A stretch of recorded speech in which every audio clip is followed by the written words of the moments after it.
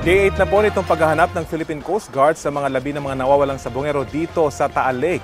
Kanina alas 8 ng umaga na tumulak ang mga divers papunta sa search area.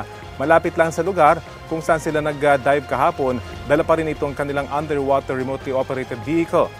Systematic daw ang ginagawang scanning ng kanilang ROV sa lake floor gamit ang 15,200 lumens na ilaw nito. Umaabot sa 746 na talampakan ng tether nito o yung kabling nakakabit sa controller na nasa ibabaw ng bangka. Hindi raw nila pinalalagpas sa 4 na oras ang operasyon ng ROV para mapanatili nito ang optimal performance ng underwater drone at maging ligtas ang operasyon nito. Hanggang ngayon, hinintay pa natin kung maglalabas ang PCG ng video ng kanilang underwater operation. Makulimlim pa rin ang panahon dito sa Laurel, Batangas pero kalmado naman itong lawa kaya inaasang tuloy-tuloy ang dive operation ng PCG.